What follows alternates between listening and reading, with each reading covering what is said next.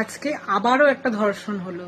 সত্যি কি হয়ে গেল না বাংলা বাংলা মনে সত্যি উত্তরপ্রদেশে পরিণত হয়ে গেছে।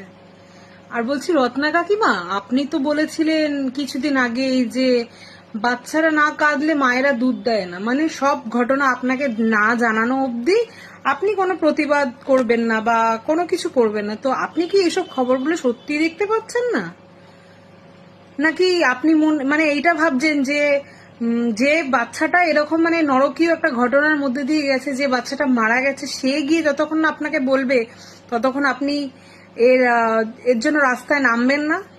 আপনি তো বলেছিলেন যে কারোর যদি এরকম ঘটনা ঘটে আমি সবার আগে আসব।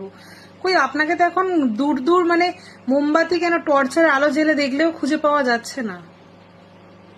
তাহলে এগুলোকে আমরা কি বলবো? আত্মসিদ্ধি? আপনার মেয়ের যখন এরকম একটা নরকীয় দুর্ঘটনা ঘটেছিল তখন কিন্তু কেউ জানতে চায়নি যে আপনি কোন দল করেন, আপনি কোন ঝান্ডা ধরেন, কোন পতাকা ধরেন। সবাই কিন্তু রাত দখল করতে রাস্তায় নেমেছিল। আজকে আপনি কোথায়?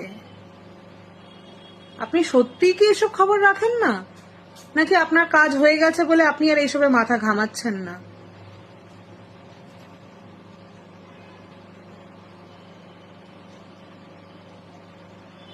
এতটা পাষাণ হবেন না। আমরা এক্সপেক্ট করেছিলাম যে আপনার মেয়ের সাথে যখন এরকম ঘটনা ঘটেছে, সবাই যখন আপনার হয়ে লড়েছে, আপনিও এরকম নোংরা নোংরা যখন ঘটনা ঘটবে আপনি অন্তত এগিয়ে আসবেন, কেউ আসুক আর না আসুক। আপনি ওখানে নেত্রী হয়ে যেতেন, আপনাকে কোনো ঝান্ডা ধরতে হতো না, কোনো পলিটিক্যাল লিডারদের কাছে যেতে হতো না, কিন্তু আপনি পারলেন না। আপনিও বিক্রি হয়ে গেছেন। সেটা অনেকদিন আগেই যদিও আমরা বুঝতে পেরেছি, কিন্তু সত্যি আজ এখনের এই ঘটনার পরেও আপনি কি করে চুপ করে আছেন? এই নিয়ে 1-1.5 মাসের মধ্যে 7 থেকে 8খানা এরকম ঘটনা ঘটলো। আপনি নির্বাক। আপনি আবার বলছেন যে বাচ্চারা না কাঁদলে মায়েরা দুধ দেয় না। ঠিক সেরকমই আমাকে কেউ না জানালে আমি কি করে জানবো? আমি এসবের মধ্যে থাকি না। কেন থাকবেন না? তাহলে যেই মানুষগুলো আপনার মেয়ের জন্য রাত দখল করেছিল তারা এমনি এমনি কোনো ইন্টারেস্টে গেছিল নাকি? নাকি আপনার মেয়ের সুবিচার চাওয়ার জন্য গেছিল? লজ্জা লাগছে আপনার উপর, লজ্জা। আর শুনেছিলাম ও অবশ্য মিডিয়াতে তো এগুলো প্রকাশ করা বারণ না, কোনো মিডিয়ায় তো দেখাচ্ছে না।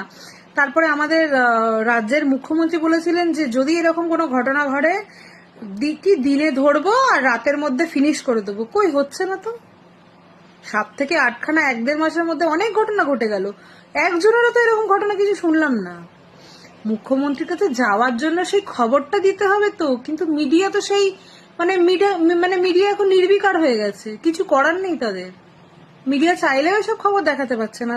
মিডিয়া খবর দেখাচ্ছে কোথায় জাহাঙ্গীরকে দড়ি পরে ঘোরানো হচ্ছে, কোথায় কোন টিএমসি নেতার চুল উড়িয়ে ন্যাড়া করে ঘোরানো হচ্ছে, কোথায় কার কোমরে দড়ি বেঁধে ঘোরানো হচ্ছে, কাকে ডিম ছোড়া হচ্ছে, কাকে ইট ছোড়া হচ্ছে, তাই না?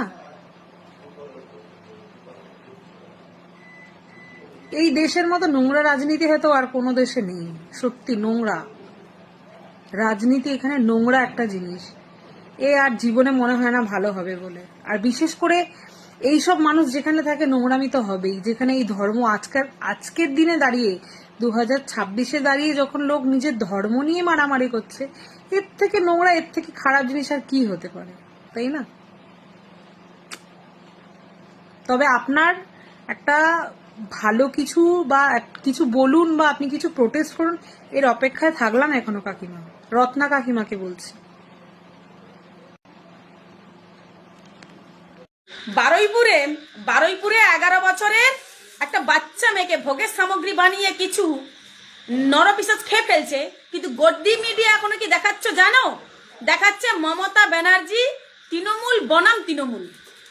এবার বারুইপুরে খুন ধর্ষণ ক্লাস 5-এর ছাত্রী, কিন্তু গদি মিডিয়া কেন এই খবরগুলো চেপে যাচ্ছে সেটাই বুঝতে পারছি না।